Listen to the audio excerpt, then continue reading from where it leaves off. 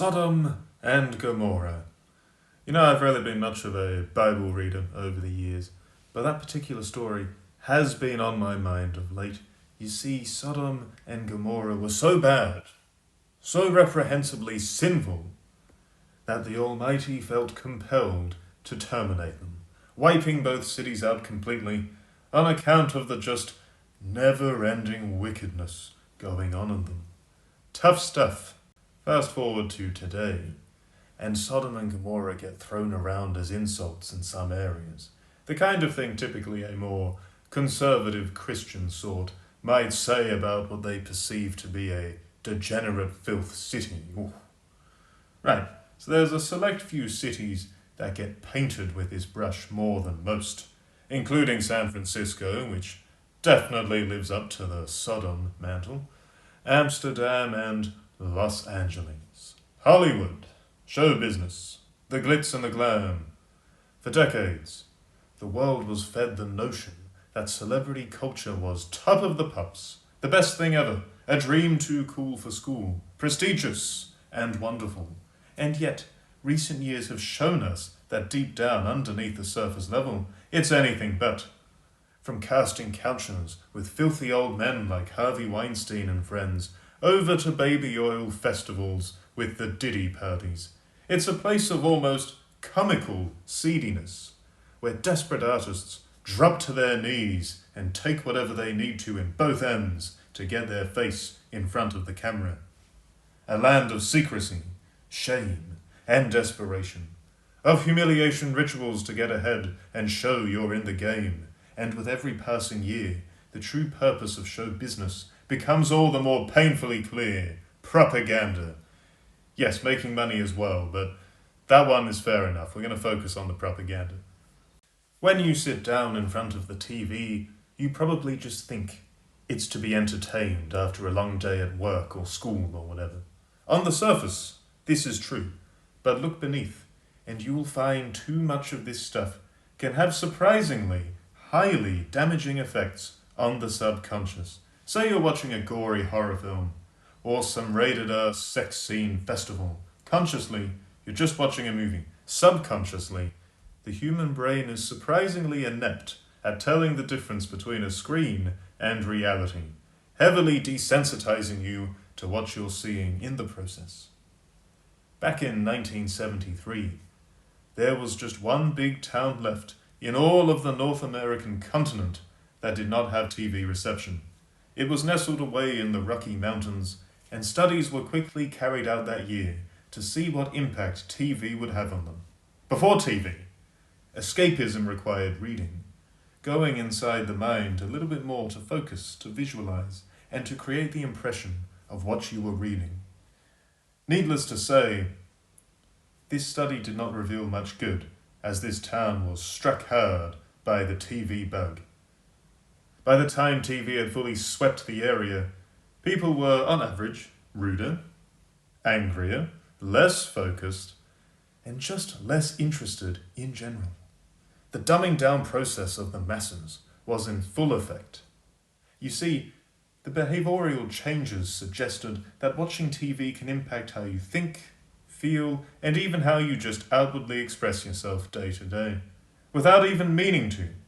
Certain comments you make, the way you make them, you might stop and think and notice its similarity to behavior you saw on the TV recently. I'll give you an example from my own life. Turn back the clocks about 9 years.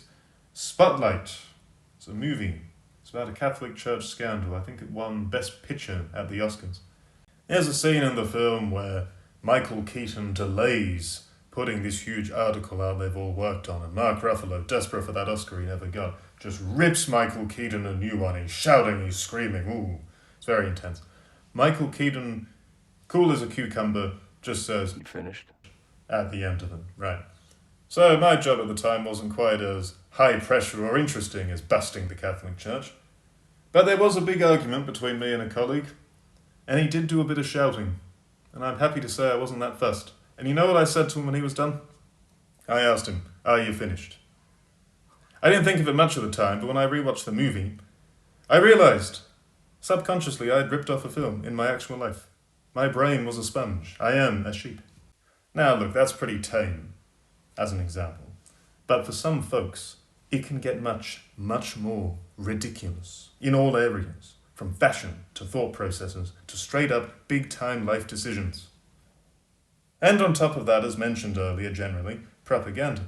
Now you might think I'm going to go on some big screed about woke propaganda or girl boss propaganda, right? So what a lot of these film criticism channels have nervous breakdowns over on YouTube. No, I have nothing to add to that discussion that you wouldn't have already heard.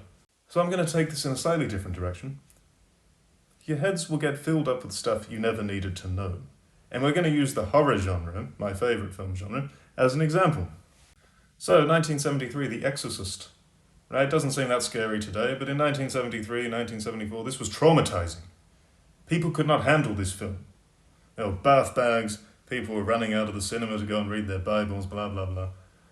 Because before that movie, at a mainstream commercial level, no one had seen depictions of extreme demonic possession and exorcism and Pazuzu, I think that was the demon's name in the film.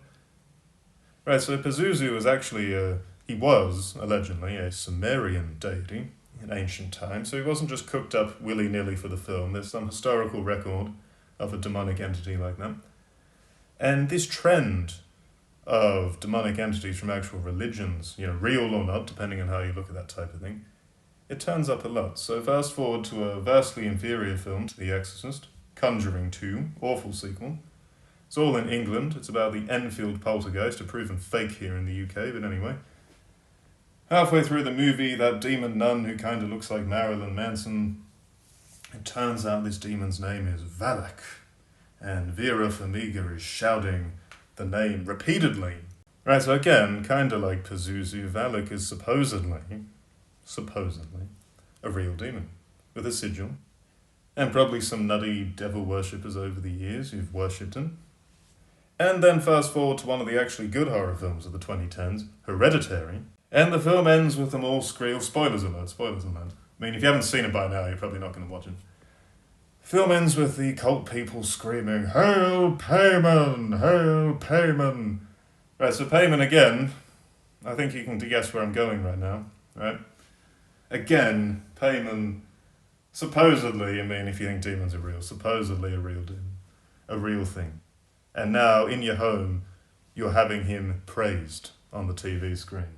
It might mean nothing, but you can't help but wonder, especially when you consider what that study on that little Rocky Mountains town showed in terms of how people's behaviour is affected.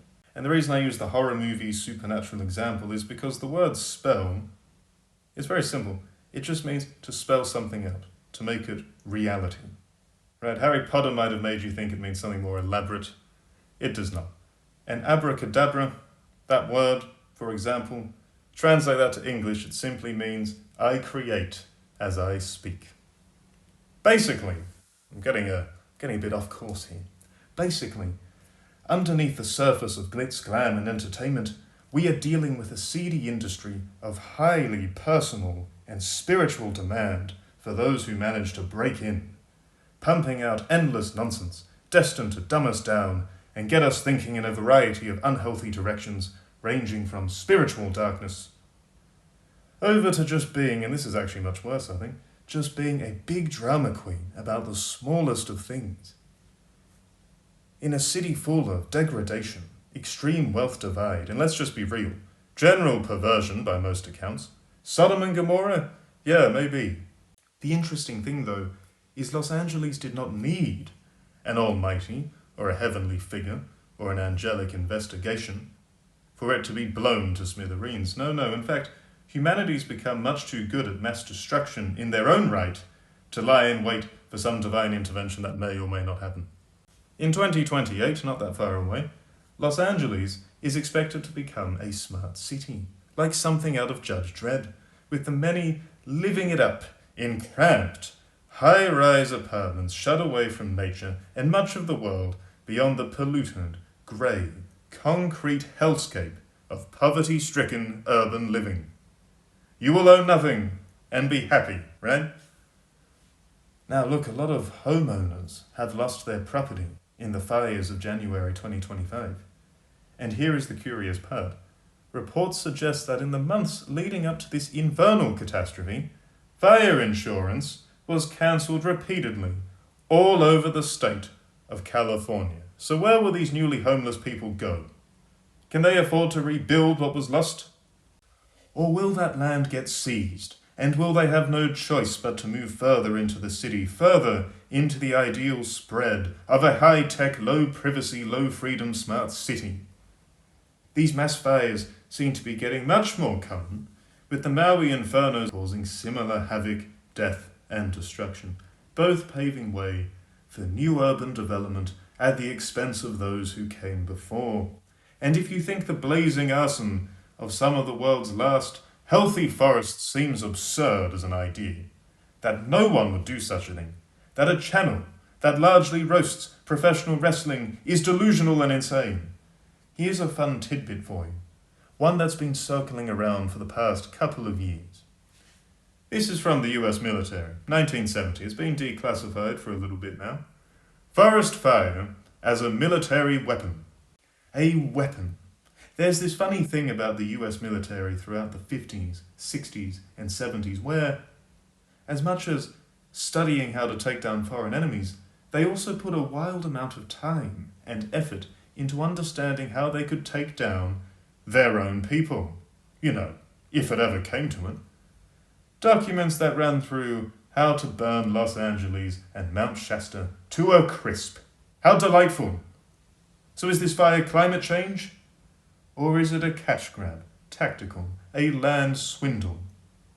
The continuation of a journey to a world where everyday folks will sit in these mega buildings, working to death for peanuts, living off bugs and tofu without ownership, independence or freedom, all while the richy riches of the world stand tall and have just the time of their lives, seizing and owning everything that once got shared around just a little bit more fairly. Now, of course, my condolences to the everyday people who have lost their lives to this fire, or even just lost all of their stuff to this fire. Because while you see celebrities putting on performances on the news because they lost 1 out of 28 homes they own, the regular folk actually lost everything. And given California's long, painfully long history of big-time fires, you'd think constantly being at the ready, constantly having an elite level, well-funded firefighting service would be paramount. Well, you would think wrong. What really matters, actually, was that there was a slight lack of rainbow warriors and DEI heroes in the California firefighting service. That's right, that's what really matters. And firefighting, this is the thing, it's not a subjective job, it's not in the arts world. You're either objectively cut out for it, which most people aren't, or you're not cut out for it, which most people are. If the best person for the job, the one who can pass all the tests, physical and mental, and get the job done, is a heterosexual man, just hire the heterosexual man. If it's a gay black woman, just hire the gay black woman. And if it's a big purple dinosaur, just hire the big purple dinosaur. Because in all three cases, you are not hiring them for the boxes they tick or do not tick. You are hiring them because they passed all the tests and are clearly cut out for the job. It's as simple as that. So don't go about setting quotas. No one in a burning building will give a toss about when their skin starts sizzling right off the bone. Clown show, clown world, this is where memes like that come from. And in California right now, the firefighters they do have been enjoying some jolly good budget slashing in recent years, making their already very dangerous, difficult job that much more painful to get through. And they are trying to get the job done right now, trying to put these fires out. And here's the kicker, it's pretty difficult for them because they don't even have water to use. What is that? Is that ineptitude or is that sabotage? Is anyone genuinely this inept? Is anything this absurdly poorly handled by accident? Or is it all by design? Are we getting to a point where LA's show business programming is outliving its usefulness? Where the city is ready to be moved on to the next phase? And life in smart city hell is ready to launch? But hey, who cares about all of that when you've got some quota box to tick? That right there That's what really matters.